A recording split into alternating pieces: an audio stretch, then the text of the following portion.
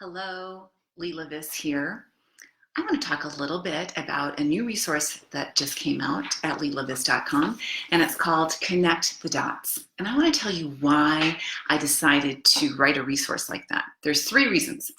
I feel like we need to relate the unknown to the known and take away the complications of dotted notes and then organize dotted notes into a fashion that helps students understand it for good. And let me start with a story. Ethan was here for a piano lesson yesterday, and he was working on a Silent Night duet arrangement and could play it perfectly. And then he was playing Deck the Halls, and he played that very well, and both of those have dotted notes in them. And so it was very easy for him to play because he's heard those tunes before. So that's what I mean by relating the unknown to the known.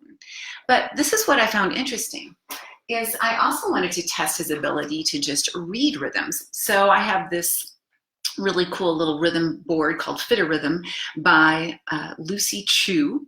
And I asked him to, I was looking at these two rhythms. I'm going to clap one of them. Can you guess which one I clapped? And he guessed this one right away because he could hear that this first part was longer. But when I asked him to clap it back and to count it aloud, he struggled a lot. And then we went back to his Christmas carols and said, look, this rhythm is in the pieces that you are playing right now.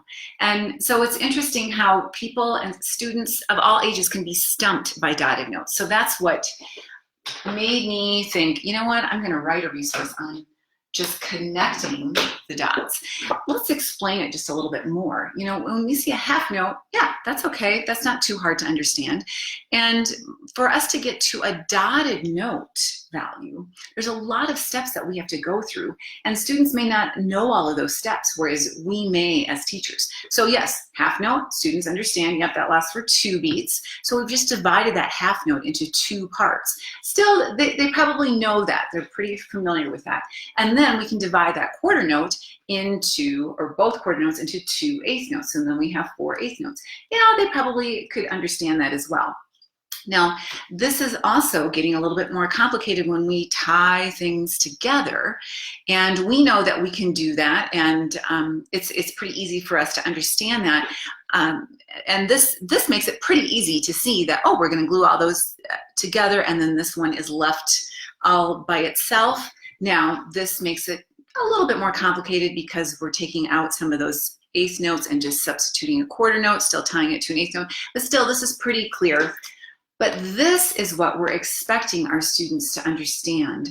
And just reading this all by itself is not so easy because really you have to go through all of these steps in order to make it clear. And we don't always do that really quickly when we are reading, or at least our students don't. Now we can, most likely, because we're used to seeing those dotted notes. So that's the point behind writing a resource about dotted notes, is all the steps that you need to take. So then I think the next way to really get under the hood of dotted notes is to take away the complication. So in the resource, I've got little pictures for all the different carols that are included in the resource, and you can have fun just playing the different tunes, and they have to match the tune with the picture. But I also have all of the rhythms of the carols without any of the pitch. So they have to guess it without the pitch. I also have all of the carols written out without dotted notes.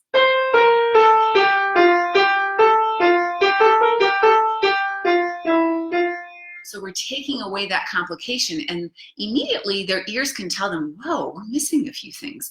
We're missing some of those more interesting rhythms. And when you take it away, then your students will be able to understand, like, oh yeah, dotted notes are cool. I like including those. I want to make sure I know how to read them as well. So that's what I mean by taking away the complication. And then organizing. I feel like helping students organize beats and making it clear in their heads of how to organize beats is really going to help them go from the process of that whole half note going all the way to a dotted quarter note with an eighth note. And I do that in a number of different ways. Now, in my resource, I offer a table that looks like this. And I offer all those counting numbers with the ands and all those goofy things that as piano teachers want our students to use, which they probably don't understand until we plot them out in a graph like this. So when we decide we want to create certain rhythms, we just have to plug in different dots above those rhythms, and we can come up with any fun pattern that we want to.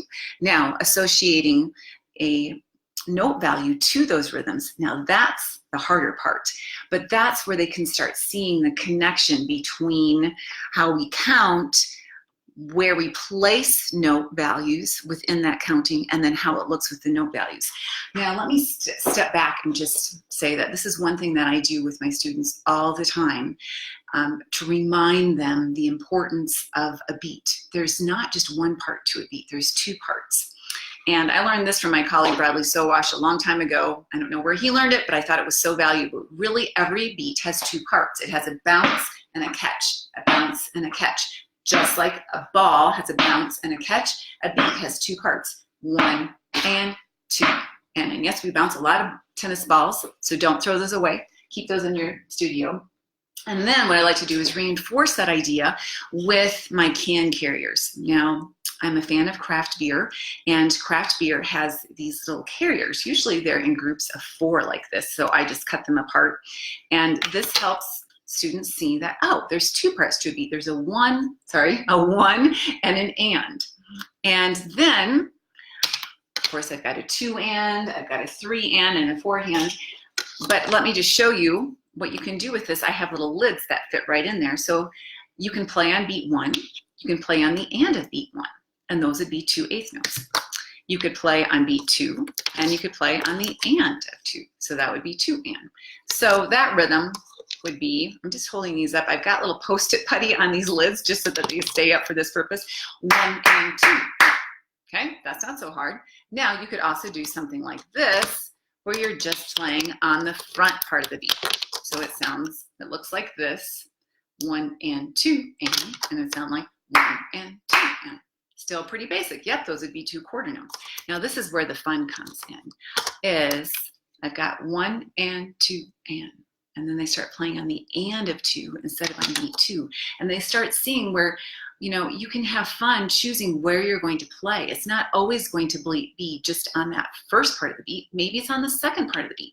And maybe you're not going to play on the first part of the beat, only on the second. Maybe you can play on the first and not on the second. So there's all different kinds of combinations. And when they understand that and can organize beats that way, that's going to help them start associating these strange note values with these dots and these flags and all that kind of stuff. Now, one thing that I learned from a colleague and that I'm learning so much from, he is a Dalcroze specialist. His name is Jeremy Didis.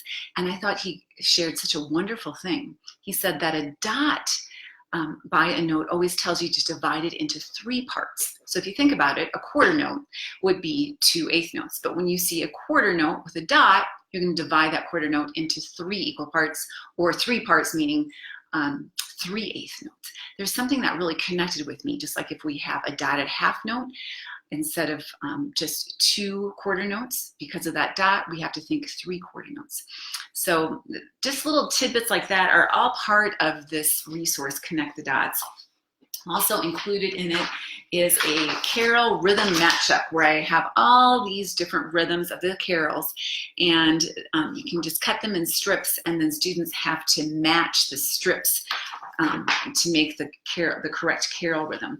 I also have a page where you can see the rhythms of the carols, or even the rhythm and the pitches. And then also there's chord symbols. So you can encourage your students to harmonize the melody. They can also play the melody by ear and continue playing it. I don't give the whole melody, I just give part of it.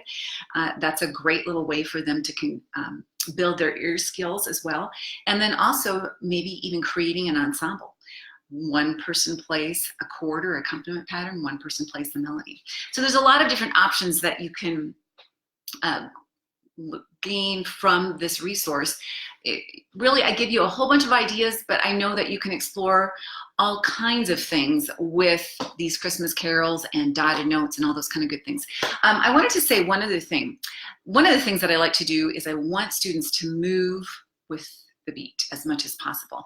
And you know, some of our older students may not be so hep on moving around in the studio, all that kind of stuff.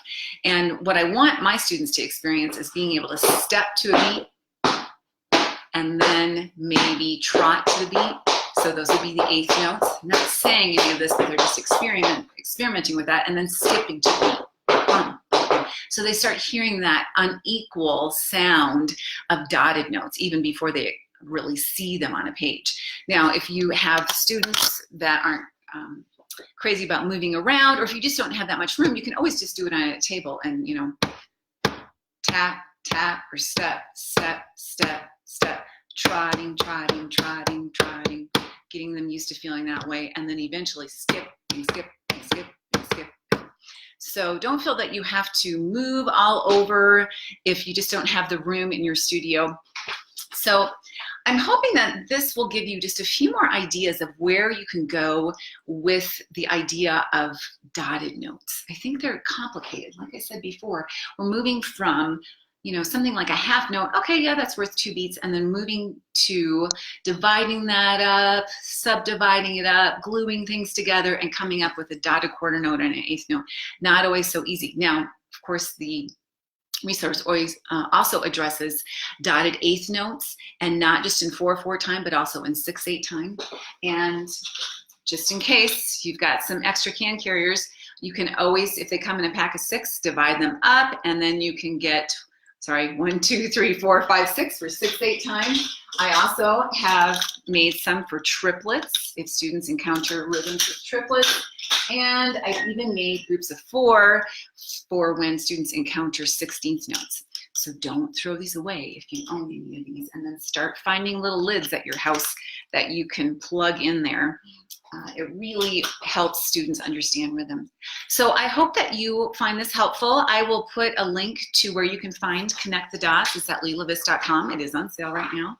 And I hope that you can use it in your studio, if maybe not this year, maybe next year. I've also had people ask if I would do something like this for a summer event. So maybe I'll have to find some other well-known tunes that have dots in it so we can create or relate the known to the unknown. So thanks for joining me, Andrea. Nice to see you here. And I will be posting this in my Facebook group called Piano Pedagogy On and Off the Bench. Feel free to join us there, where we talk a lot about technique and other things. And you'll see a vast array of things that I like to include in my studio, but also they're available at the blog. And one thing that if you don't have yet, you're going to probably need in the near future, are the 5 P's of performing, and also on the other side are the 10 tips for a top performance. I always pull these out about right now just to make sure my students feel really good about their performances coming up during the holiday season. Elizabeth, thank you for joining me, and greetings from Central New York. Greetings from Colorado. It's really not very nice here today. It's not very sunny, and it's kind of rainy and drippy, not even snowy. All right, well, thank you so much. This will be posted here. I'm also going to be sharing this in my newsletter that comes out tomorrow. And I've got a brand new arrangement coming out that I hope that you will look for. I think you might enjoy it. And so on that note, I'm going to say goodbye. Happy Thanksgiving. And again, my name is Leela. Take care. Bye.